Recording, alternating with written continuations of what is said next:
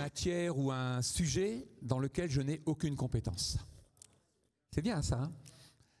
Mais je pratique. Donc moi, je ne suis pas du tout un spécialiste de l'intelligence artificielle. Par contre, je l'utilise. Je suis un utilisateur.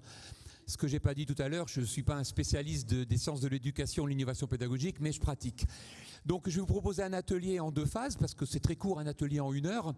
On va faire une demi-heure sur quelque chose et une demi-heure sur autre chose. Une grosse demi-heure et une petite demi-heure. Je vais découper, c'est un peu comme je fais avec mes étudiants. Donc voilà ce qu'on va faire.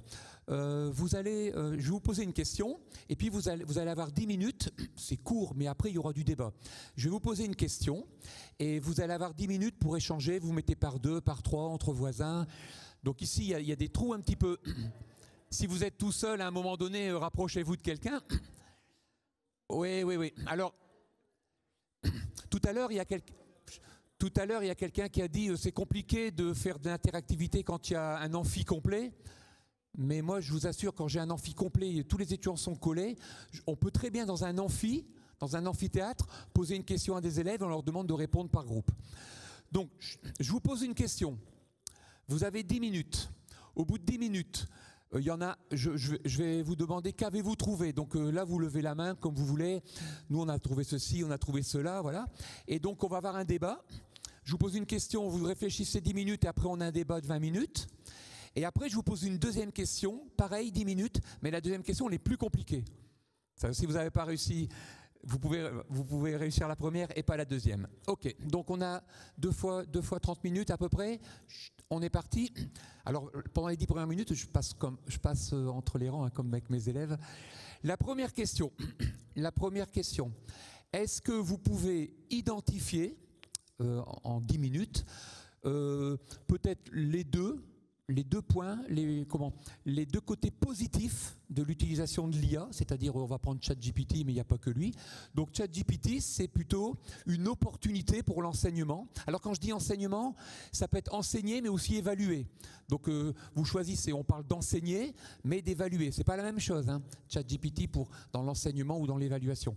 Donc pour vous, ChatGPT, l'intelligence, voilà, ChatGPT, pour vous, est-ce que c'est positif? Oui, c'est positif pour ça, un ou deux, c'est bon. Et négatif, pareil. Donc trouvez-moi 1 ou 2 points positifs et 1 ou 2 points négatifs. Ça peut être un positif, un négatif, et on verra. Ce qui est intéressant, c'est qu'on verra si tout le monde est parti dans les mêmes directions ou s'il y a des groupes qui partent dans des directions différentes. Voilà, vous avez 9 minutes et 59 secondes avant que ça se détruise.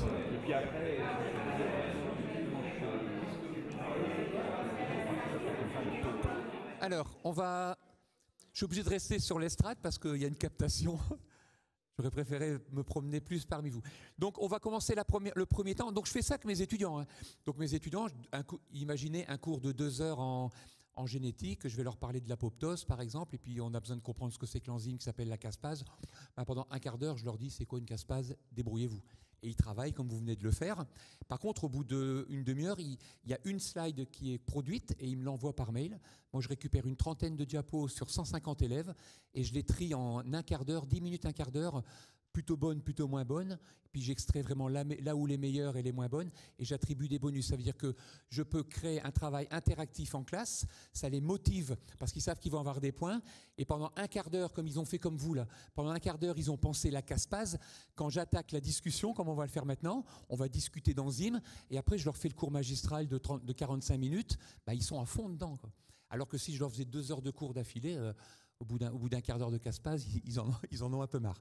Donc ce que je vous propose, comme avec mes étudiants, vous venez de travailler sur un sujet, allez-y, levez la main, je vous pointe comme ça, donnez-moi des points positifs ou des points négatifs, mais de manière assez courte, qu'on trie un petit peu.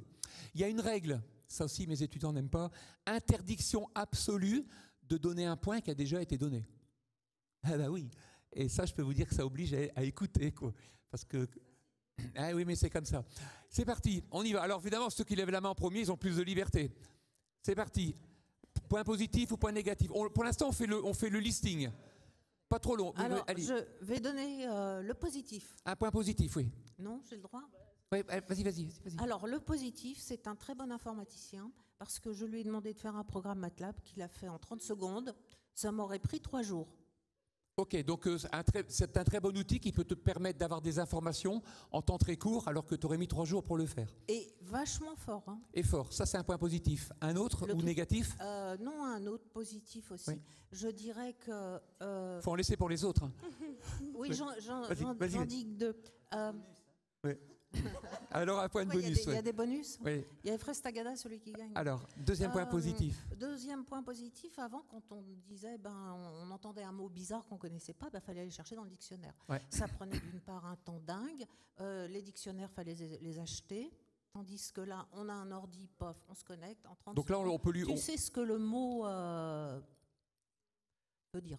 Voilà, donc on peut lui proposer un mot pour avoir une définition en gagnant du temps. Les 2 points se ressemblent. Hein. On gagne du temps en ayant de l'info.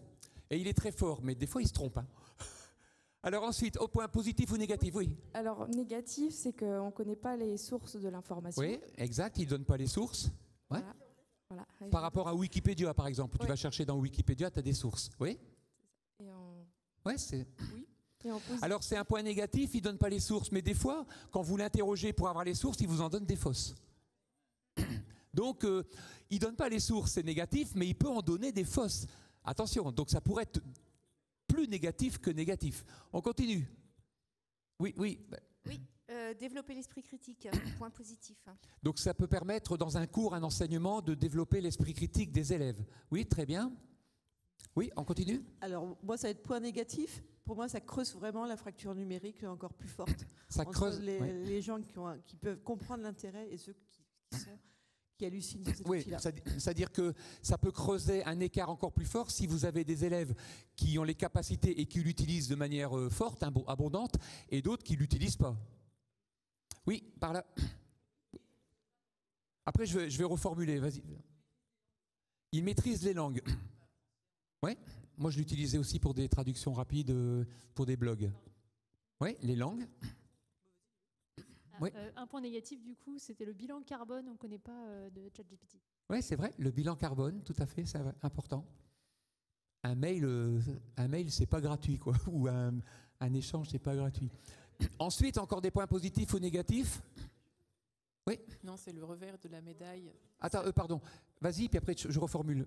C'est le revers de la médaille pour les langues. Ça traduit trop bien. Oui, mais enfin, les langues, déjà, les langues avec les appareils téléphoniques, ça avance bien. Moi, j'étais dans des pays où personne parlait anglais, des dialectes, et donc le dialecte de l'étranger est traduit en anglais. Moi, le français-anglais, on a conversé avec un guide, en temps direct. Mais nous, on a demandé à ChatGPT de répondre à la question. Ça a déjà été fait, ça. Vas-y. Et alors? En fait, il a cité plusieurs, et puis dans ceux qu'il a cités, ce qu'on n'a pas cité actuellement, c'est disponibilité 24 heures sur 24 et 7 jours sur 7. Oui, il est prétentieux en plus. Ce qui n'est pas le cas des enseignants. Oui. On continue, des points positifs ou négatifs différents, parce que là, on en a vu pas mal. Oui.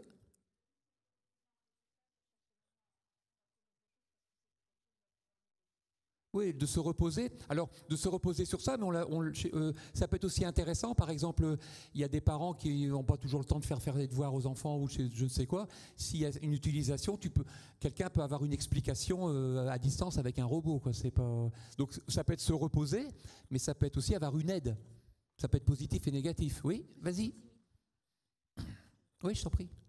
Alors, nous, on a trouvé comme point positif que, comme c'est facile à utiliser, ça nécessite ou ça pousse les gens à se poser plein de questions. Oui, oui. Et à trouver de nouvelles idées. On a trouvé qu'à utiliser, c'est être in. Donc, au goût du oui, alors c'est facile. Oui, alors, c'est in. Alors, on va y revenir après. Est-ce que ChatGPT, c'est facile à utiliser? On va voir, parce que ça dépend de ce qu'on appelle facile. On va creuser un peu plus. Et que pour les enseignants, les vieux que nous sommes, dont on parle. Ouais, ça donne un coup de jeune. Voilà, et donc c'est utiliser, être au goût du jour, et utiliser les nouvelles technologies. Et en négatif, j'ai peur que ça fasse perdre les capacités de synthèse à mes étudiants. Ouais, la calculatrice, ça a tué aussi le calcul mental, mais on ne sait plus. Moi, ça m'arrive des fois de faire 2 x 2 sur une calculatrice parce que je suis pris dans l'élan, alors que je sais que ça fait 4. On continue? Oui, vas-y, parle bien fort.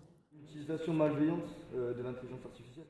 Oui, un exemple dans l'enseignement, une utilisation malveillante. Ce que je veux dire, c'est que si on utilise l'intelligence artificielle, enfin là on l'utilise entre de bonnes mains, entre guillemets, mais si c'est entre de mauvaises mains avec des gens qui ont des mauvaises intentions. Oui, j'aime bien cette interaction parce que tu peux te poser la question de l'utilisation malveillante de celui qui interroge ChatGPT, ok, et tu peux aussi te poser la question de celui qui est derrière. Ouais, parce que vous le savez, mais quand vous mettez des informations, parce qu'on va parler de ce qu'un prof pourrait mettre sur ChatGPT, mais quand vous mettez des informations là-dedans, elles disparaissent pas, les informations. Elles sont stockées, hein. Elles sont quelque part. Petite question, il n'y a plus d'autres points, on peut revenir. Oui, vas-y. Oui, pour les feignants, ChatGPT a une capacité de synthétiser des documents longs, ça permet de lire moins et d'aller plus vite. Ouais, il synthétise. Je sais pas si c'est efficace. Il a la capacité à le faire et s'il ne le fait pas, tu peux lui demander de faire un résumé, une synthèse, il peut le faire. On va, pour pas qu'on oublie, mettez-le de côté et pensez à me rappeler, ChatGPT, pour un enseignant ou un élève, ça peut s'utiliser dans l'enseignement, le moment où on enseigne et on apprend, mais ça peut s'utiliser aussi dans l'évaluation. C'est pas pareil de voir les points positifs ou négatifs de cet outil au moment où on enseigne. Je suis en train de vous faire un cours, tiens, je vais utiliser ChatGPT pour mon cours, que de se poser la question pour l'évaluation. Parce qu'évaluer, sans trahir de secret, on fait beaucoup de débats et d'ateliers avec des profs. Souvent, les profs, ils n'ont pas trop peur de ChatGPT pour l'enseignement, en se disant en créativité, on peut toujours l'utiliser, c'est un outil parmi d'autres. Donc, ça n'effraie pas trop les profs. Pour l'enseignement, il y a des vigilances. Par contre, pour l'évaluation, c'est poète-poète. Là, ça leur fait très peur sur les méthodes d'évaluation. Comment il peut y avoir un détournement des méthodes d'évaluation. Mais juste avant de parler de ça, tu as dit c'est facile à utiliser. Levez la main juste ceux qui l'ont déjà utilisé. Voilà, ouais, très bien. Bon, parfait. Sans aucune honte, ceux qui l'ont jamais utilisé. Ouais, parfait. Non, c'est bien, il reste des humains sur la Terre. C'est marrant. Voilà. Maintenant, levez la main ceux qui, lorsqu'ils l'utilisent, se mettent devant la bête, lui posent une question et utilisent la réponse. Un peu comme on ferait, oui, très bien, merci. Un peu comme on ferait dans la barre Google ou Wikipédia. Par exemple, je cherche de l'info sur une enzyme, je vais taper le nom de l'enzyme dans Google et j'ai plein d'infos. J'ai des sites, j'ai des Google Images, ce que je veux. Mais une fois que j'ai eu l'info, je l'utilise. Levez la main maintenant ceux qui l'utilisent en discussion. En interaction. Et vous êtes moins, oui, quand même un peu. Très bien. Maintenant, quelle est la différence principale entre je suis un étudiant ou un prof, et je veux chercher de l'info sur Wikipédia, Google, ce que vous voulez, ou je vais chercher de l'info sur ChatGPT? C'est quoi la différence entre les deux? Donc je lui pose, est-ce que tu connais cette enzyme? Et de l'autre côté, c'est quoi la grosse différence?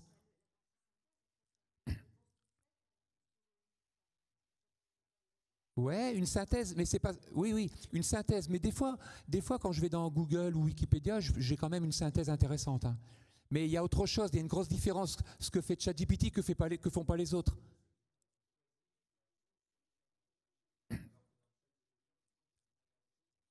Oui. Ah oui. Oui, très important. Quand vous allez chercher de l'info ou vous étudiez de l'info sur Internet, ils trouvent la source. S'ils trouvent deux infos, ils peuvent choisir la source. Alors que quand vous interrogez ChatGPT, il n'y a pas la source. Donc vous ne savez pas où il l'a trouvée. Mais ce n'est pas ça que je veux mettre en évidence. Le truc le plus important, la plus grosse différence entre l'IA et le reste.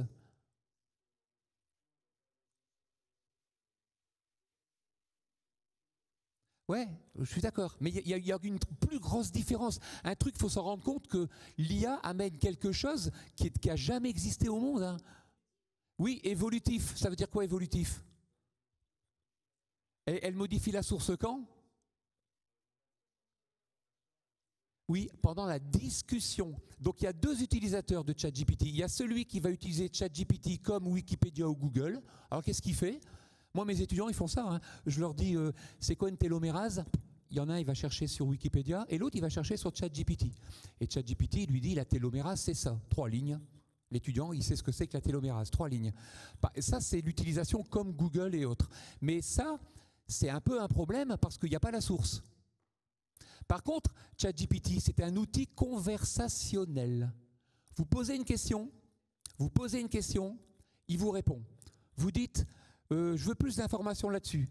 Il répond, donne-moi une référence. Et quand vous avez discuté avec lui au bout de 5, 6, 7 ou 8 interactions, ce qu'il va vous donner, c'est plus du tout ce que vous aviez au début. C'est affiné, pointu, etc. Et allez sur les réseaux sociaux, ouais, il y a des méthodes d'utilisation de ChatGPT. Par exemple, si moi je dis à ChatGPT, qu'est-ce que c'est qu'une je sais pas moi, qu'une isomérase? C'est quoi une isomérase? Il va me répondre. Ok. Si maintenant je lui dis, j'aimerais savoir ce que c'est qu'une isomérase, mais je suis un étudiant en 3e année d'école d'ingénieur, je suis dans tel programme et mon enseignant, j'ai besoin de connaître la structure et le fonctionnement de cette isomérase à tel moment. Et je lui dis, peux-tu me répondre en anglais? Peux-tu me répondre? Et je lui donne des informations. Et le degré, c'est-à-dire que quand vous posez une question à ChatGPT, vous avez un choix multiple et impressionnant de le mettre dans un contexte où il va aller chercher des informations différemment. Donc, vous pouvez poser, faites-le, hein, vous lui posez une question, et puis après, vous lui posez la même question en lui disant qui vous êtes, dans quel cadre vous le cherchez, et le niveau de définition que vous voulez. Vous allez voir la grosse différence entre les deux. Donc si vous préparez un cours et vous dites, moi je suis étudiant en première année, je suis prof en première année, j'aimerais avoir un peu d'infos là-dessus, et que si vous faites le cours en 3e année, il va vous donner des notions différentes. Donc c'est un outil conversationnel, ce que fait pas Wikipédia et autres. Donc ça c'est intéressant aussi à savoir pour le cours, quand vous faites un cours avec vos élèves. Moi il y a peu de temps, j'ai pris mes sujets d'examen, donc j'ai des questions, j'ai posé à ChatGPT mes questions d'examen. Et j'ai regardé la réponse. Et je me suis rendu compte, alors une seule, hein, je pose la question et j'ai regardé la réponse. Je me suis rendu compte que ChatGPT, je lui aurais mis 17 sur 20 ou 18 sur 20 parce qu'il y avait des erreurs. Et comment j'ai repéré les erreurs? Parce que je suis biologiste. Il y a un moment, ce qu'il a dit, c'est faux. Et d'ailleurs, quand j'ai pointé en lui disant « Es-tu sûr de ça ?» il dit « Je m'excuse, j'ai dû me tromper » et puis il me donne la bonne réponse. Donc quand vous êtes dans le domaine, vous repérez les erreurs. Si vous êtes prof d'anglais ou prof d'espagnol, vous lui demandez de traduire en anglais en espagnol, s'il fait une erreur, vous allez la repérer. Et il en fait. Par contre, si vous ne connaissez pas le domaine, si moi je demande à ChatGPT de m'informer, je sais pas moi, sur des notions en droit économique, en droit international, de commerce, je sais pas quoi, il va me donner, je sais pas moi, quelle est la différence entre la propriété intellectuelle d'un bien de je ne sais quoi entre tel pays et tel pays. Ben, je suis obligé de prendre pour argent comptant ce qu'il me dit. Donc ChatGPT, plus vous connaissez le domaine, moins vous vous faites avoir. Par contre, vous pouvez interagir avec. Est-ce que autour de vous, par exemple, les gens que vous connaissez, ils pensent que ChatGPT, c'est juste un outil d'information? Parce que si vous prenez ChatGPT pour un outil d'information, vous êtes loin de la réalité. Hein. C'est pas du tout ça. Hein. C'est un outil conversationnel. Vous pouvez creuser et aller plus loin. Donc vous pouvez très bien obtenir à la fin un résultat, mais qui correspond à la fin d'une discussion de 15 à 20 échanges. Donc ça, c'est une chose. Après, pour l'enseignement, donc vous pouvez voir ce que ça peut utiliser pour les étudiants. Pour les évaluations, c'est pareil. Est-ce que vous voyez des inconvénients? Est-ce que dans vos points positifs et négatifs, ils étaient presque tous tournés sur l'enseignement, ou il y en avait certains qui étaient positifs ou négatifs par rapport à l'évaluation, contrôle les examens, quoi. Les examens, les contrôles continus, oui. Est-ce qu'on parle de concevoir l'évaluation? Oui. Pour l'enseignant. Deux? L'enseignant? Oui. Non, les deux. Je vais y venir là-dessus parce qu'on a parlé juste après. On va parler de ChatGPT pour concevoir l'évaluation. Mais est-ce que vous le voyez comme un danger ou une opportunité lorsque vos examens existent? Est-ce que pour vous, il n'y a pas de problème ou... Est-ce que, par exemple, quand vous contrôlez des choses de vos étudiants, des travaux, vous pouvez repérer s'ils ont utilisé ou pas? Oui, ça c'est le... Mais ça, c'est ce que je dis au moins depuis je ne sais pas combien d'années. J'ai des établissements qui ont acheté des logiciels anti-plagiat. Moi, je dis non, moi, dès que je vois un imparfait du subjonctif ou zéro faute d'orthographe, je sais que... Il n'y a pas de faute d'orthographe, mais moi j'ai des étudiants, ils prennent ChatGPT, ils prennent le texte et ils rajoutent des fautes d'orthographe. Ah, ils font ça. Et tu peux très bien le demander à ChatGPT directement pour gagner du temps. Ah ben oui. Non mais, pour vous dire la puissance de l'outil, tu demandes à ChatGPT, peux-tu me donner telle information?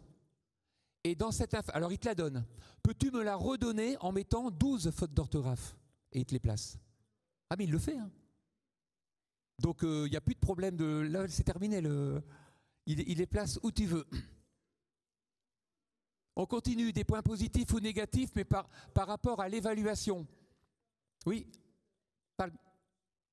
Oui, vas-y. L'évaluation, nous en langue, typiquement, sur l'expression écrite, mais je disais en rigolant, ça traduit trop bien, c'est un vrai problème. Ouais, ça traduit. Les étudiants peuvent demander est-ce qu'il y a un truc qui des erreurs en plus. Donc c'est un vrai problème en évaluation. Donc très clairement, ça je vous le dis parce que c'est pour vous alerter de ce qui va nous arriver, très clairement, si dans nos méthodes d'évaluation, et je m'inclus, je suis prof moi, si dans nos méthodes d'évaluation, on corrige les élèves, on les note par rapport à des retours avec des imperfections, là ça va poser un problème.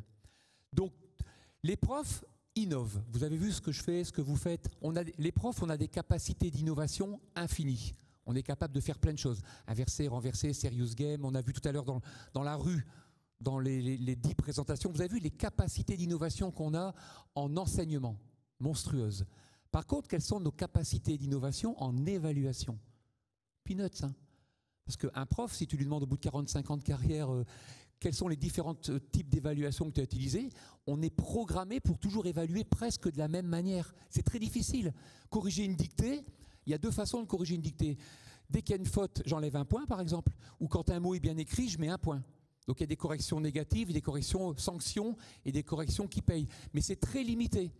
Donc les profs qui ont l'habitude de vérifier, si vous avez l'habitude de vérifier la véracité, la compréhension, le niveau de vos élèves par rapport à un attendu, là l'intelligence artificielle, elle va vous tromper. Parce que vous ne pourrez jamais savoir sauf si tu lui fais passer un oral à côté, sauf si, moi par exemple, je peux lui demander donne-moi les fonctions de telle enzyme, mais je vais lui poser une autre question à côté qui est différente de la première. Comme ça, je noterai sur les 2 pour vérifier.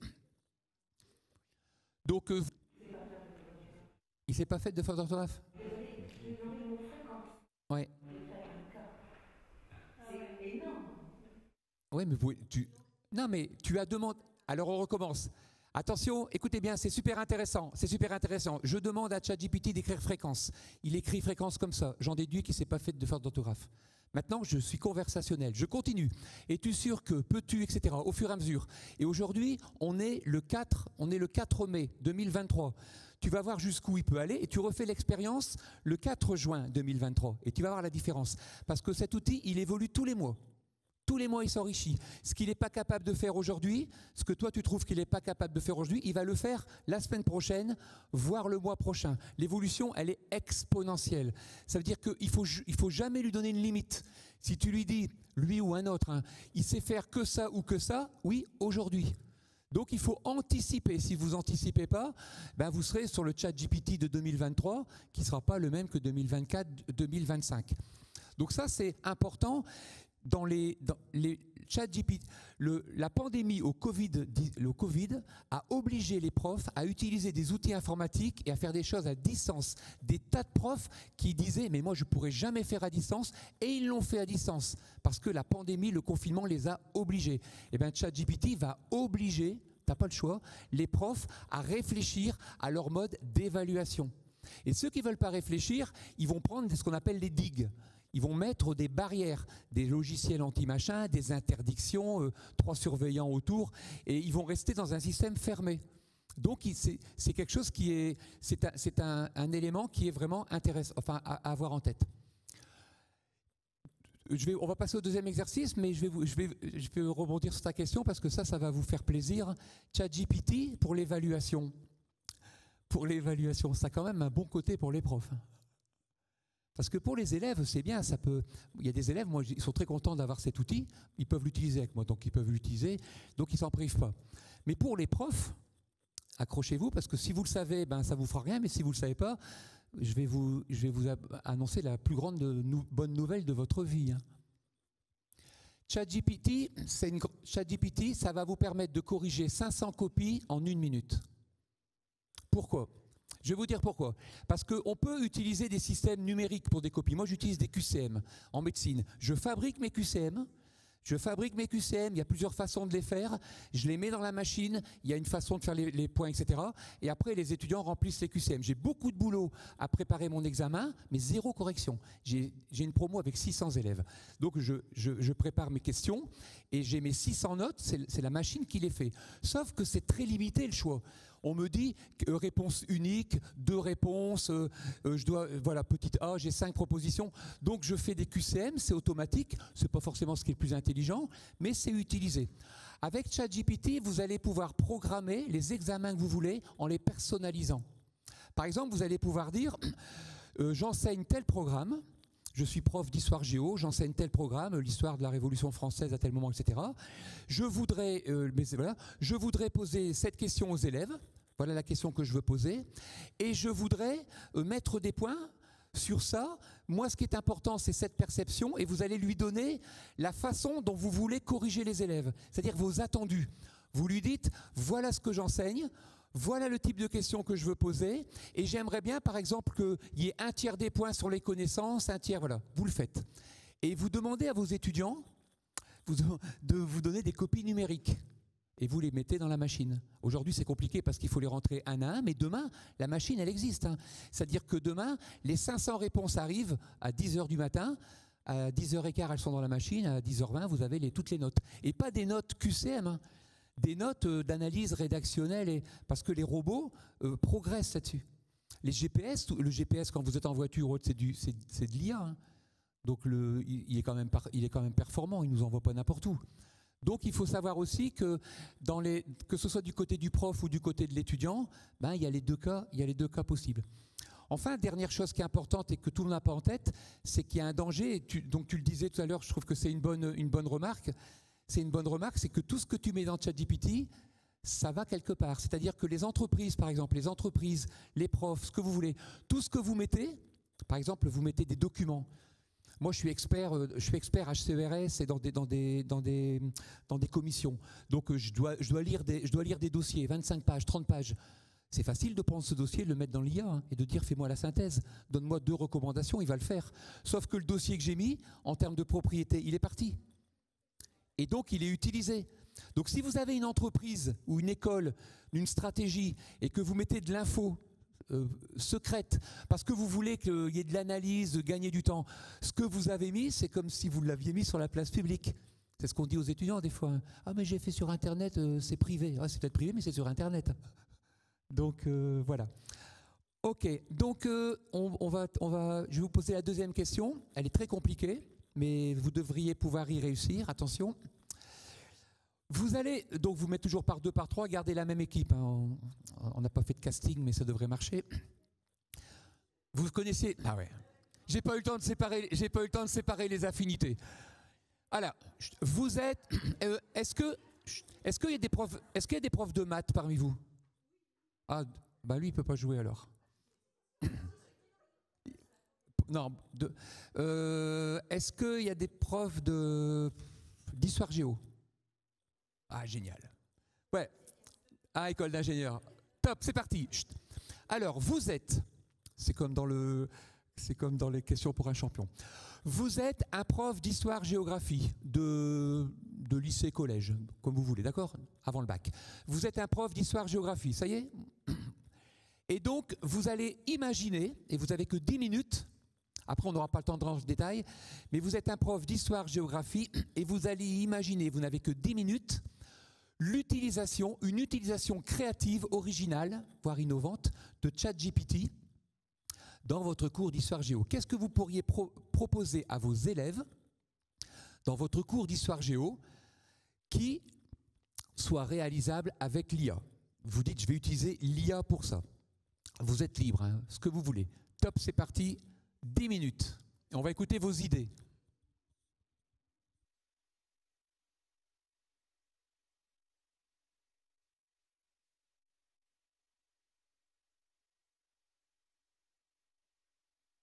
Alors, c'est parti. Il est 17h11. On va arrêter pile à 17h25.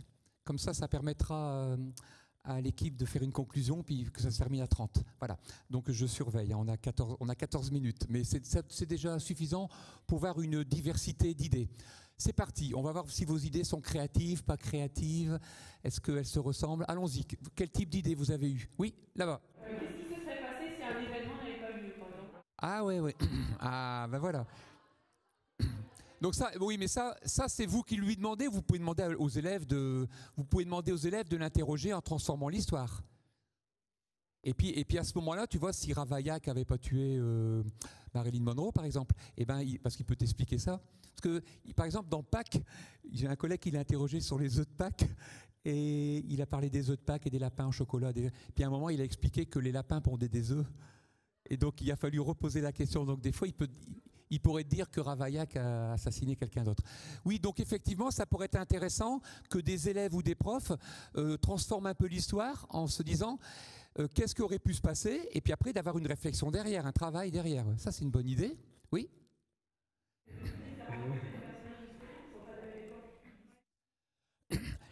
Ah ouais, et alors ça en plus ça a déjà été fait il y a longtemps, mais la prof, faire discuter des gens différents et voir ce que ça donne. Par exemple, je sais pas moi, Albert Camus qui parlerait à Vercingétorix, et puis ouais. Mais ça a été fait ça. Alors je l'ai oublié, mais je peux vous dire, il y a 10 ans, il faudrait retrouver, il y a 10-12 ans d'ailleurs, il faudrait peut-être lui demander, il y a une prof de littérature, comme ses élèves ne lisaient pas de bouquins, elle a demandé à ses étudiants de créer des profils Facebook d'auteurs. Donc ils ont créé en classe, par groupe, ils ont créé le profil Facebook de Balzac, de Dumas, etc. Et puis ensuite, ils leur ont, avec ce qu'ils avaient fait tout, et ils ont demandé de les faire interagir et de discuter. Donc par exemple, tu pouvais Le Rouge et le Noir. Donc par exemple, Balzac venait de lire Le Rouge et le Noir et il donnait son avis à Stendhal. Et elle a fait travailler ses élèves comme ça, et ça les a super motivés parce qu'ils étaient obligés d'aller lire le bouquin ou les extraits de bouquin pour créer le contenu. Et ils étaient notés, évalués sur ce qu'ils mettaient sur Facebook, la richesse de leurs échanges. Mais avec ChatGPT, ça sera encore plus performant. Autre... Oui. Peut-être lui demander de jouer des rôles de personnages fictifs. Oui, tout à fait. Donc vous pouvez faire des travaux de groupe, mettre vos élèves en groupe, comme moi je le fais. Vous les mettez en groupe et puis vous leur donnez des situations, puis ils peuvent jouer des personnages. Alors, oui, horrible, une idée horrible. Ça c'est une bonne idée en tout cas. Non, pas l'idée horrible, les livres qui étaient derrière. Maintenant, ouais, vous êtes venu complètement... Je vais te donner la parole. Vous êtes venu complètement dépendant de... Ok. Ah, vas-y. Avec Poutine, oui. Napoléon parle à Poutine. Napoléon dit je vois que vous êtes un leader sage et éclairé, monsieur Poutine. C'est un plaisir de discuter avec vous. Mais après, ce que tu obtiens, tu peux aller plus loin avec lui ou le travailler avec des élèves. Non, mais il faut pas utiliser ChatGPT comme on utilise un moteur de recherche. Parce que si vous l'utilisez comme un moteur de recherche, comme je l'ai dit tout à l'heure, si vous êtes dans le domaine, vous allez savoir trier. Si vous n'êtes pas dans le domaine, il ne peut pas... Donc c'est intéressant de lui dire pourquoi, c'est quoi tes arguments, etc. Et puis de faire travailler des élèves. Donc par exemple, vous pourriez prendre cette même phrase et demander à des élèves quels sont les arguments qui pourraient faire penser que oui ou que non. Voilà, on peut travailler sur...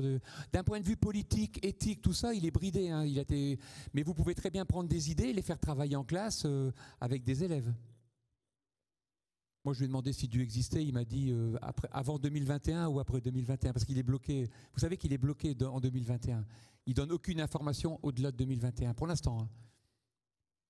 C'est un peu con d'avoir fait un outil aussi puissant puis de ne pas savoir qui... il peut vous dire qui va gagner la prochaine Coupe du Monde de football, peut-être. Alors, ensuite, les autres profs d'histoire géo, qu'est-ce que vous avez trouvé? Il nous reste encore un peu de temps. Oui. L'idée, c'est de lui demander aux élèves d'utiliser ChatGPT pour faire une fresque chronologique, mais de leur demander vu de pays différents et de comparer en fait ce que ça peut donner, voir quels sont les éléments importants ou les dates importantes selon les pays. Oui, ça c'est intéressant de pouvoir faire rentrer dans son cours des visions, des aspects interculturels, alors qu'on n'a pas les gens, autour de soi. Donc on se dit par exemple, que penseraient les Asiatiques par exemple de tel événement? Et là ça pourrait être surprenant, hein, effectivement. Oui, mais c'est pas mal ça pour un prof d'histoire géo de faire. En fait, il peut faire rentrer dans sa classe des tas d'opinions différentes. Oui, c'est la même chose. Et par là, il y avait d'autres... Oui, Écoutez bien, oui. Moi, je me suis posé la question en disant, dans le futur, c'est-à-dire on utilise le service, je parle d'un service, en disant, en lui demandant d'inventer un pays sur la base de connaissances qu'il a déjà, d'inventer un pays et de l'implanter quelque part en Europe. Oui, alors j'aime beaucoup ça. Je vais vous dire pourquoi. J'en ai pas parlé, mais j'aime beaucoup ça parce que c'est peut-être des voies aussi importantes en innovation pédagogique, parce qu'en innovation l'éducation, très souvent, elle n'a pas permis à des compétences de se développer. Par exemple, les systèmes éducatifs ne sont pas toujours très performants pour développer la curiosité, la créativité, l'observation, et puis on vérifie des choses. Donc les élèves apprennent, récitent. Bien sûr, ils font des projets. Mais quand vous regardez le potentiel de créativité, d'innovation dans certaines disciplines, c'est très, très compliqué. Et je donne un exemple que j'ai testé qu'une fois, mais ça je regrette de ne pas l'avoir fait 2 fois. J'avais demandé à des étudiants dans un examen d'inventer un virus qui n'existe pas, qui ait des caractéristiques de... Mais sur papier, sur papier. D'ailleurs, ça s'appelait le coronavirus. D'inventer un virus qui n'existe pas, mais de lui donner des caractéristiques d'autres virus, d'expliquer comment il infecte une cellule. Donc, il l'avait fait. Ils étaient notés sur le côté vraisemblable de la chose. Et après, avec d'autres élèves, de dire, tiens, dans ce virus inventé, est-ce que vous retrouvez ou pas des caractéristiques d'autres virus? Ça veut dire que la deuxième étape, elle est très analytique. Par contre, la première étape, elle est créative. Et donc c'est vraiment intéressant, ça peut être intéressant avec ChatGPT d'aller un peu plus loin et de pousser la créativité de vos élèves. Parce que des élèves, des fois, on s'aperçoit qu'on passe beaucoup de temps à les rassurer, à les guider, à les accompagner, à les évaluer. On les prend par la main. C'est-à-dire ça veut dire ça, pédagogie, hein, marcher à côté, protéger, accompagner. Donc des fois, il faudrait peut-être être un peu moins pédagogue et un peu plus gladiateur. Vous connaissez ça, l'origine du... Je le dis, mais tout le monde ne le sait pas. Le pédagogue. Je ne l'ai pas dit, mais vous savez ce que c'est que la pédagogie, puisque c'est une journée de la pédagogie. La pédagogie, c'est quoi, votre définition de la pédagogie? Moi, j'ai enseigné 25 ans sans le savoir. Hein, c'est seulement... La pédagogie n'a rien à voir avec l'enseignement et l'éducation. En fait, dans l'Antiquité, le pédagogue, c'était un esclave pédagogique qui marchait à côté de l'enfant. Un esclave qui n'avait aucune connaissance, c'était pas un prof. Lui, son boulot, c'est qu'il accompagnait l'enfant du maître, domus, vers l'autre maître qui était le prof. Et il le ramenait à la maison. C'était un rôle protecteur. Il marchait à côté, il protégeait l'enfant dans les 2 sens, mais il le protégeait dans un chemin qui l'amenait vers les apprentissages. C'est pour ça que par la suite, c'est devenu le pédagogue. J'accompagne dans les apprentissages. Mais imaginez que le pédagogue, il n'avait aucun savoir. Hein. Donc il n'enseignait pas. Donc la pédagogie n'a pas de lien avec l'enseignement au départ. Et imaginez que le pédagogue du temps des Grecs et des Romains c'eût été un esclave qui amène le prisonnier à la prison. Aujourd'hui, on parlerait de pédagogie pour parler des fourgons carcéraux. Donc la pédagogie, c'est marcher à côté. Vous le savez tous, on peut très bien être pédagogue dans d'autres domaines que l'éducation. Être pédagogue dans tout ce qu'on veut. À partir du moment où on accompagne, on marche à côté. Mais des fois, on marche tellement trop à côté qu'on protège trop et on coucoune un peu trop, et donc ça limite les potentialités des élèves en développement. On termine. Est-ce que pour qu'il n'y ait pas de frustration, tout le monde... Comme ça nous laisse un petit peu de temps pour la conclusion. Ben, c'est vous qui allez monter sur scène pour conclure. Vous avez préparé une conclusion ou bien vous l'avez demandé à ChatGPT? Ouais. Voilà, ben je vais vous laisser... Corinne, tu viens? Ouais, tous les deux. Je vais vous laisser le micro. Puis moi, à titre personnel, je vous remercie de m'avoir invité à passer cette demi-journée avec vous, parce que j'ai rencontré plein de gens intéressants et j'espère que je continuerai à échanger avec certaines et certains d'entre vous. Merci Corinne. Voilà.